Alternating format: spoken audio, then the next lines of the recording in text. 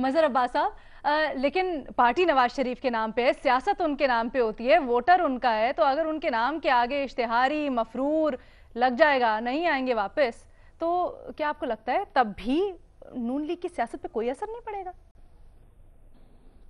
नहीं जी, पड़ता है असर, ऐसा नहीं है कि नहीं पड़ता। वक्त की बात होती है, आप बहुत ज़्यादा वैक्यूम क्रिएट होता है तो उस वैक्यूम को कोई ना कोई तो फिल करता है। और ऐसा भी नहीं कि शख्सियत परस्ती के साथ आप सारी ज़िंदगी जुड़े रहते हैं। अगर ऐसा होता तो पीपल्स पार्टी आज भी पंजाब में सबसे बड़ी जमात होती, नहीं रही पीपल्स पार्टी जमात। पीपल्स पार्टी को कैंडिडेट आज पंजाब में नहीं मिलता।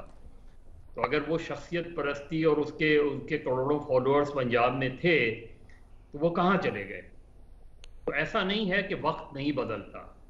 हिंदुस्तान में गांधीज का एक अरसा रहा, गांधीज का आज खत्म हो गया। आज कांग्रेस जो है स्ट्रगल कर रही है, जमातें।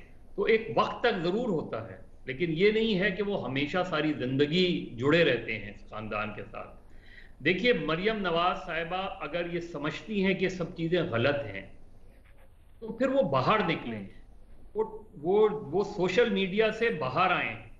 अगर उन्होंने अपने वालिद के लिए कोई स्ट्रगल करनी है तो स्ट्रगल सोशल मीडिया पे बैठ के नहीं हुआ करती। अगर मियां साहब अपने आप को नजरियाती कहते हैं, और कहा उन्होंने नजरियाती, वो थे या नहीं थे, तो फिर उन्हें ये चैलेंज कबूल करना चाहिए। ये क्या होता है कि आप जेल की सोबतें बर्दाश्त नहीं कर सकते।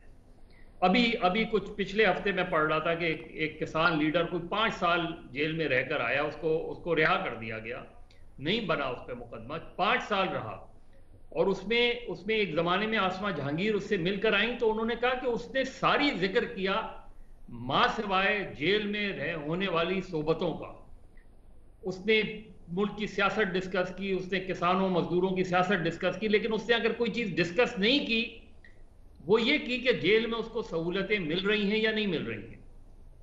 तो अगर आप जेन्युइन पॉलिटिकल अपने आप को पार्टी समझते हैं, वर्कर समझते हैं, रहनुमा समझते हैं, तो फिर ये नहीं होता। देखिए, लीगली भी जो हमारी ट्रेडिशन रही है वो ये कि अगर जिस तरह चीफ जस्टिस होते थे डोगर साहब, तो जब उनके बारे में ये फैसला आया कि वो अब चीफ जस्टिस कभी थे ही नहीं, लेकिन उनके किए गए फैसलों को रिटेन किया गया, उनके दिए हुए फैसलों को खत्म नहीं किया गया।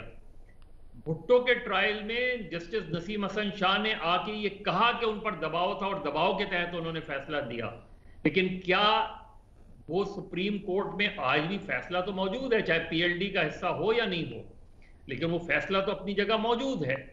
तो मेरा ख्याल है सिर्फ उस फैसले को बुनियाद बना के ये बात करना, मेरा ख्याल है नवाज शरीफ को मुस्लिम लीग नून मुसलसल मुश्किल में डाल रही है। ये पोजीशंस लेके कि जी नहीं, आप नहीं आए वापस जब तक आपकी सेहत वो नहीं दे, ये मुश्किल में डाल रहे हैं। क्योंकि ये अदालतें वो अदालतें नहीं हैं ये वो अदालतें हैं जिनको मियां नवाज शरीफ ने बहाल करवाया। ये वो जजेस हैं जिनको मियां नवाज शरीफ ने स्ट्रगल करके वापस लाए हैं। इन अदालतों के बारे में कहते हुए सोचना चाहिए मुस्लिम लीग नून को। लिहाजा आपने कॉन्स्टिट्यूशनल लड़ाई अगर लड़नी है, लीगल लड़ाई लड़नी है, तो कानूनी लड़ाई लड़ें, सियासी लड़ाई लड़ें। इस वक्त हो ये रहा है कि कानूनी तौर पे आप जवाब दे नहीं पा रहे और सियासी लड़ाई आप लड़ नहीं पा रहे। तो ऐसा नहीं हो सकता कि आपको सिर्फ ट्विटर की बुनियाद पर और आपके सोशल मीडिया की बुनियाद पर आपको कोई रिलीफ मिल जाए।